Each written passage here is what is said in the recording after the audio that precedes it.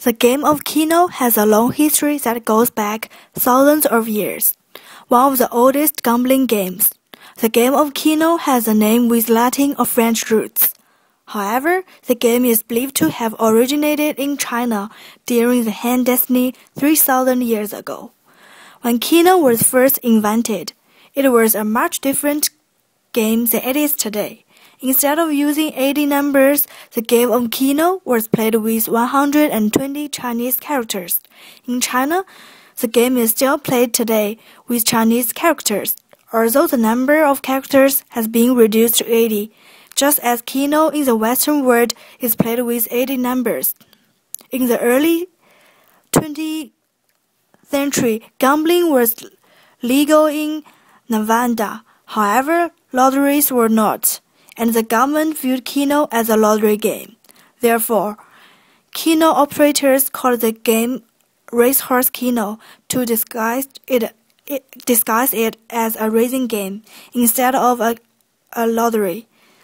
The 80 numbers on the keno card were tied to different racehorses, and each drawing was called a race. When lotteries were legalized, many casinos changed the name back to keno. However, in live casinos today, you may still find the games of racehorses and casinos that refer to each keno drawing as a race. The game of keno is very easy to play. The rules are very simple. First, you need to get a keno card. This keno card will have numbers from 1 to 80. On the top half of the card are numbers from 1 to 40, and on the bottom half of the card there are numbers from 41 to 80. Next, you have to choose at least one number that you think will be randomly chosen. You can choose any amount of numbers, but no more than 20 numbers. For every number you choose, you have to pay a certain amount that would have been stated. When the game starts and the numbers are randomly chosen, if any of the numbers you have chosen have been announced, you win according to how many numbers you have chosen correctly. That is how you are paid. For example, if you got 3 numbers correctly, but you chose 5, you will win money for only the 3 numbers you chose correctly. As you know, there are 80 numbers in the game. The player can randomly choose up to 20 numbers. In today's class, we will just limit it to 10 numbers to make it easy to understand. So how many different outcomes can we make? Let's do some math. We are going to use combinations to solve this question. Now you may ask, why combinations but not permutations? Let me explain something to help you out.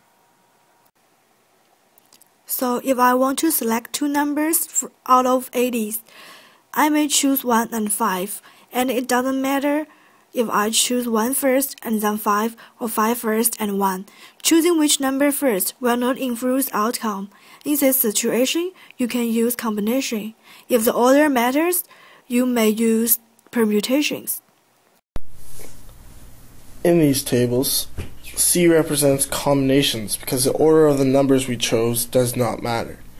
The 80 represents the amount of numbers you have to choose from, and R represents the amount of numbers you have chosen during the game. As you can see, we calculated the number of different combinations we would have had if we had chosen from 1 to 10 numbers. In the next table, the 20 represents the 20 numbers the operator would draw. The R in this table represents the amount of numbers you have chosen. After calculating the number of combinations in table number 2, you divide the numbers of table 1 with the numbers from table 2 to figure out the probability of winning keno. Choosing 2 numbers out of 80, there are 3,160 combinations I can have. The game operator will have 190 combinations. To figure out the probability to win the game, we used 190 divided by 3,160 to get the answer. And here is a table for the probability.